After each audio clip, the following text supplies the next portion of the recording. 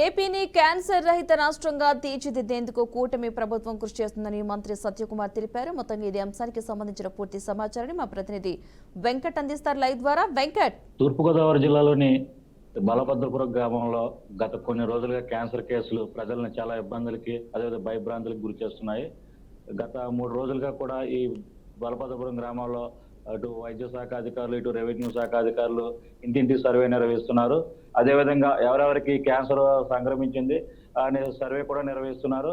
అయితే గత 3 రోజులుగా సుమారు 130 మంది ఈ స్క్రీనింగ్ పరీక్షలకు హాజరు కాగా 30 మంది అనుమానితులను ఇక్కడ డాక్టర్లు అయితే వైద్యులు గుర్తించారు. ఈ నేపథ్యంలో వారికి రాజమండ్రి జిఎస్ఎల్ హోమీ బాబా వారు ప్రత్యేక క్యాన్సర్ నిర్ధారణ పరీక్షలు చేయగా వారందరికీ కూడా ఎటువంటి క్యాన్సర్ లేదని నిర్ధారించారు.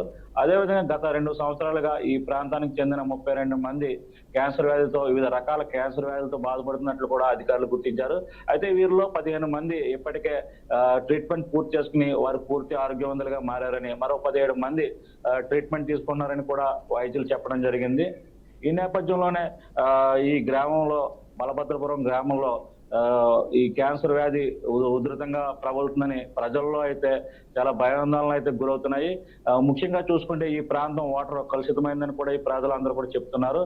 ఇక్కడ ఉన్నటువంటి ఒక కెమికల్ ఫ్యాక్టరీ ఇక్కడ ఏర్పాటు చేశారు. గత వైఎస్ఆర్సీపీ ప్రభుత్వంలో కెమికల్ ఫ్యాక్టరీ ఏర్పాటు చేశారు. ఆ ఫ్యాక్టరీ నుంచి వచ్చే వ్యర్థాల వల్ల ఈ భూమిలో ఉన్నటువంటి వాటర్ అంతా కలుషితమయ్యి ఈ నీరు తాగిన ఇక్కడ ప్రజలకు ఈ క్యాన్సర్ వ్యాధి సంక్రమిస్తుందని కూడా ఇక్కడ ఈ ప్రాంత వాసులు చెప్తున్న పరిస్థితి అయితే ఉంది. దీనికి సంబంధించి ఈ ప్రాంతంలోని వాటర్ అదేవిధంగా పొల్యూషన్ కంట్రోల్ బోర్డు కూడా సందర్శించారు. ఎప్పటికప్పుడు ఈ నీటి నమూనాలను సేకరించి పరీక్షలు కూడా చేస్తున్నారు.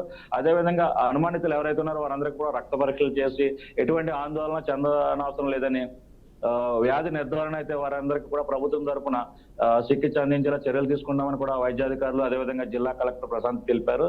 అయితే ఎక్కడా కూడా ఈ గ్రామ ప్రజలు ఎవరు కూడా పానిక్ అవ్వద్దని కూడా చెప్తున్న పరిస్థితి అయితే ఉంది. Right, thank you Venkat.